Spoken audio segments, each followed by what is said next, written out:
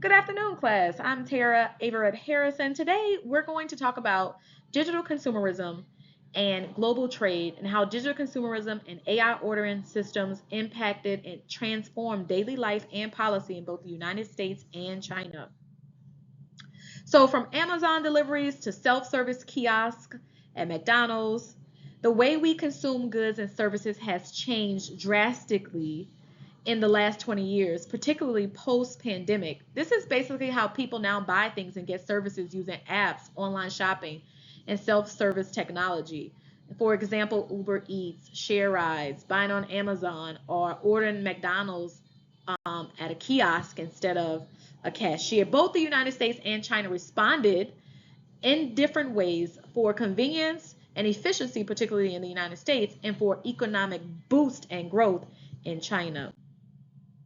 So today we're just going to take three different looks at how social change occurred historically through the lens of sociological theories, comparing the approaches in the United States and China, and also its interconnectedness now to our social world and modern society.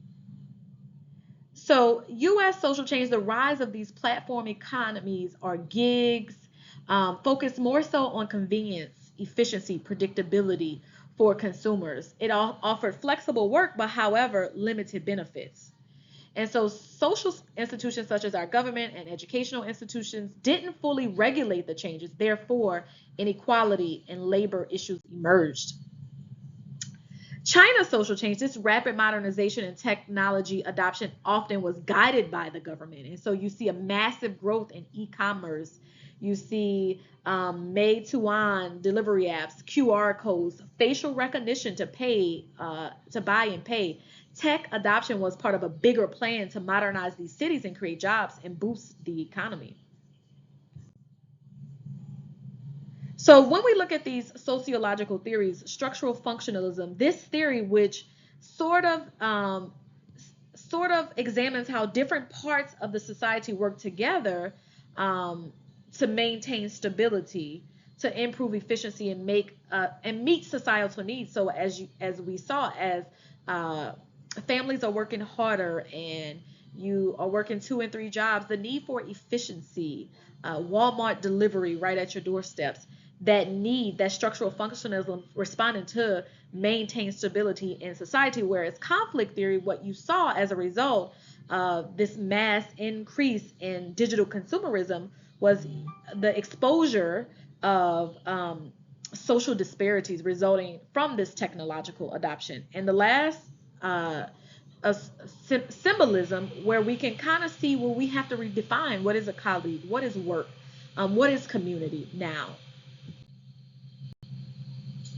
Why this change was necessary. Both countries embraced digital consumerism, but the US prioritized convenience and private innovation while China used it as a state guided modernization plan. Both responses affected jobs, social life, and international trade, including tariffs. So, technological innovation, smartphones, apps, AI, artificial intelligence, the consumer demand for speed and convenience was a factor. Globalization created interdependence between the United States and Chinese markets. And then you see labor market shifts, gig work versus manufacturing. So we see that again, these sociological theories, we see that technology increases efficiency and convenience, fulfilling a need of modern day society. Where we can also see in conflict theory this labor displacement, wage suppression, and new inequalities arise, such as not having access to health care. With symbolic interactionism, we are now changing the meanings of service, work, and community. So the role of these social institutions, these are businesses and industries, plus the global supply chains that make products available quickly. They're the engine behind the digital consumerism. And we see government law regulations, tariffs, and labor rules how deciding how digital companies can operate. Education, we see schools prepping workers, prepping students for this digital economy, classes online, coding classes, boot camps or logistic training. It is connected to big social systems, business, government, education, cultural, churches working together. So part of the conclusion is technology-driven consumerism reshapes both daily life, and that is pres- present and evident and prevalent in the United States as well as China, but it's also impacting how global trade policies.